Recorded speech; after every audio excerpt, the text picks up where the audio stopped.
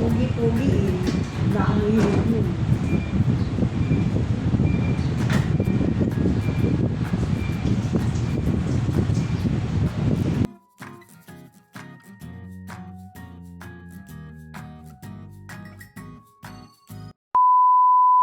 Nandito nga pala kami guys sa isang Catholic church malapit sa lugar namin at nabibilang na lang yung oras kung saan makakasama namin yung aming uncle. Nakakalungkot pero ganun talaga ang buhay.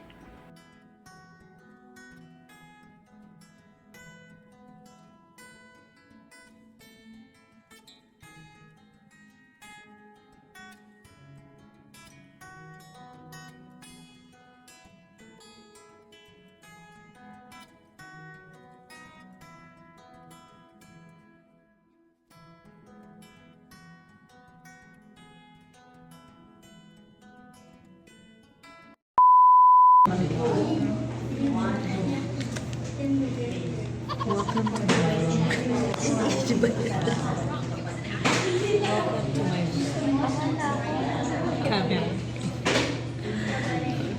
Waiting kami. Na-cremate na. Nasa proseso pa ng cremation. So, waiting.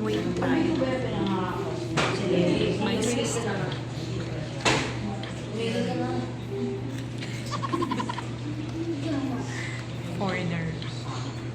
Foreigner kami kasama. Yung bulubong.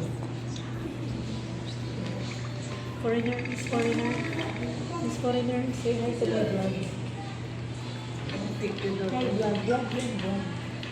Hi vlog. Ayaw nila magsalita. Hi vlog. Parang nasa pati. Vlog na. Ano ba yan? Video? Vlog. Hi, vlogging. Vlog yan yan. Ang nakayang lady. Pain to cry. Later. Wala pang simbahan. So, waiting pa kami. Hindi ka mawaiyak. Crying ladies sa likod. Wala pang bayan. Hindi pa ako binabayaran ni Gina. Asa si Gina? Ito si Chika. So, waiting tayo, di ba, Kenzo? Makain siya ng snack ko. Waiting pa kami. Waiting pa sa food. Sa aming food eh.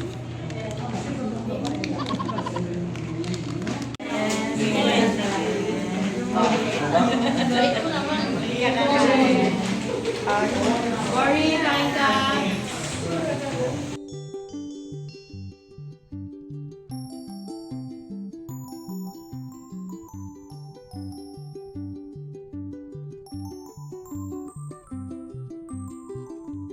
Isang oras pa. Thank you, Lord. Thank you, Lord. Sa food. Ching, ano ka kayo ni Ching? Tan? Kainin mo. Kulay itim. Kulay itim. Nabot Kuya, paapa ko Nabot mo?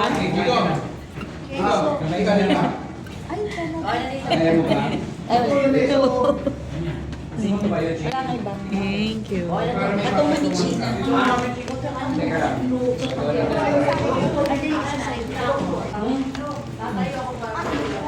Yung sa lamesa. Tayo ka na lang, tas sa lamesa.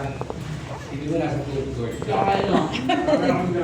Isipin mo na sa food court ka.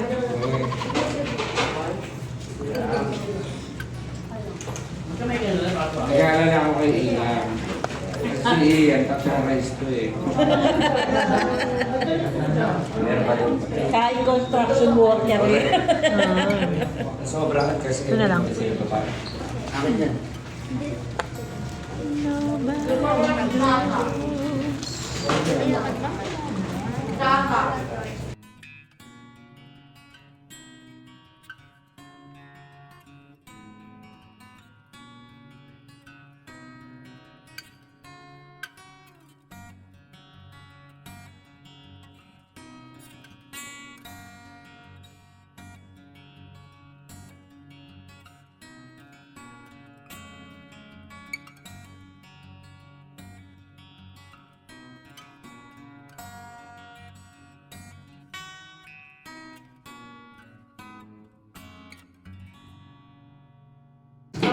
Tito Martin.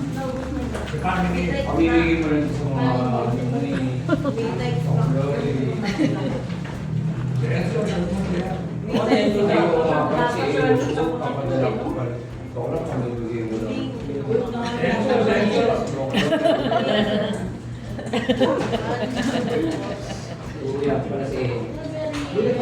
Babangin ko na si Daddy para na wala na ako.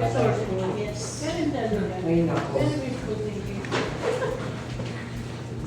Medyo wag ka na mahiya. One eternity later. Hi, welcome. Say hi to my... You know, I'm a vlogger. Adam. Say hi, Adam. Hello po. So, dito na tayo sa bahay. From cremation sa aming uncle. Uwi na tayo. Dito na tayo. Oops. Waiting. Waiting galore. Rest muna tayo. Pagoda. Anong oras?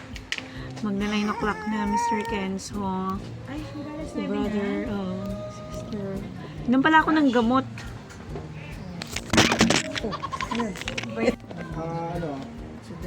Bukas ng madaling araw. Pauwi na rin kayo? Mag-isip ako kung ngayon ba ako uuwi o bukas na lang din. Muntinlupa naman. Sa may, yung simbahan na-assign ako. Tuturo ng choir. May pabahay sila. Pinrovide ng simbahan. Nung inisip ko, May dala ka ba sakyan? dala ko ng sakyan. Yung dalawa naman, doon sa Valenzuela, kay Mother. Hindi sila matutulog, di mag-isa lang ako. Pala kayo. Hindi, sinama ko na yung dalawa doon sa Muntinlupa. Sinama ko na. Kasi mahirap pag iiwan mo sila lang dito. Kailangan bantayan pa rin yan. Kaya, Pwede na, bukas na madaling araw. Ayo. A few moments later. Matthew 6:34. So don't worry about tomorrow, for tomorrow will bring its own worries. Today's trouble is enough for today. Planning for tomorrow is time well spent. Worrying about tomorrow is time wasted. Sometimes it is difficult to tell the difference. Careful planning is thinking ahead about goals, steps, and schedules, and trusting in God's guidance. When done well, planning can help alleviate worry.